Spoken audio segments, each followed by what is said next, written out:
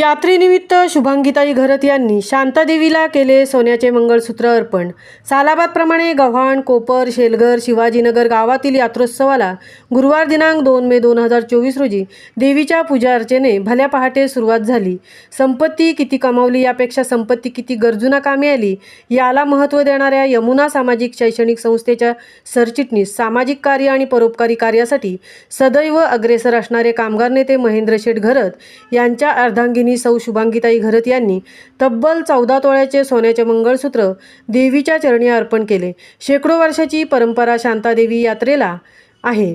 अनेक वर्ष जहागीरापासून पूर्वापार दागिने शांतादेवीसाठी वापरले जात आहेत।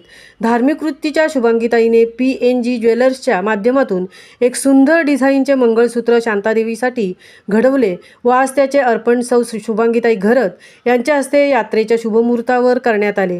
मागच्याच महिन्यात सौ शुभांगीताई घरत यांनी आपल्या उत्पन्नातील काही भाग अर्थसहाय्य म्हणून त्या ज्या दापोली माध्यमिक विद्यालयाच्या माजी विद्यार्थिनी आहेत त्या new English school Dapoli Pargaon विद्यालयाला तब्बल 25 लाख रुपयांची देणगी दिली आहे। आपले दानशूर सासरे स्वर्गीय तुकारामबुवा घरत ज्यांनी सन 1965 साली श्री छत्रपती शिवाजी विद्यालय गव्हाण शाळेच्या उभारणीसाठी भरीव आर्थिक मदत केली होती। त्यांचे पती महेंद्र शेठ घरत ज्यांचे सर्व क्षेत्रातील दानशूरतेबाबत आदर्श नाव घेतले जाते, त्यांचा दानशूरतेचा वारसा पुढे नेण्याचे काम शुभांगीताई घरत करत आहेत। त्यांच्या समवेत घरत परिवारातील महिला भगिनी मोठ्या संख्येने उपस्थित होत्या। महामुंबईसह मिलिंद खारपाटील, पनवेल।